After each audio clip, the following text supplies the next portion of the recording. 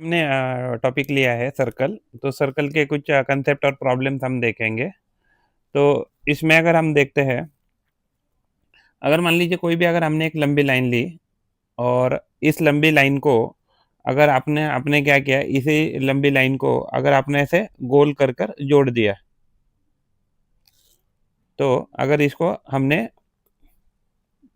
ऐसे जोड़ दिया मान लीजिए, तो ऐसे जोड़ने के बाद मान लीजिए इसी लंबी लाइन को अगर आपने इसको जोड़ने के बाद अगर ये इसका ऐसा शेप बना दिया, तो इसको क्या कहते हैं? तो ये जो पर्टिकुलर पॉइंट है, तो इसको क्या कहते हैं?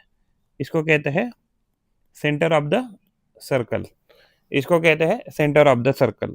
अगर इस पर्टिकुलर सेंटर से अगर ये डिस्टेंस अगर देखें सर्कल के इस लाइन तक, तो इसको कहते हैं radius of the circle.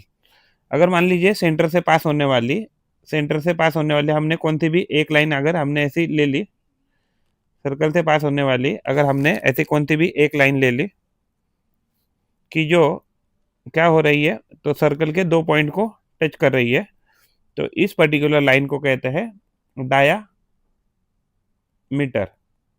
Diameter of the circle. अगर ये जो सर्कल है, अगर मान लीजिए इस सर्कल को हमने यहाँ से तोड़ दिया और तोड़कर वापस हमने उसके क्या बनाई, लाइन बनाई, तो इसको क्या कहते हैं? Circumference circumference of circle. Exactly अगर हम कोई भी दूसरा शेप रहेगा तो उसको क्या कहते हैं? तो पेरीमीटर कहते हैं, यानी लंबाई कितनी है। बट लेकिन सर्कल के केस में ये जो पर्टिकुलर वर्ड है, तो इसको क्या कहते हैं? तो सरकमफरंस कहते हैं। तो इसको कहते हैं circumference circumference of the circle. Circumference of the circle.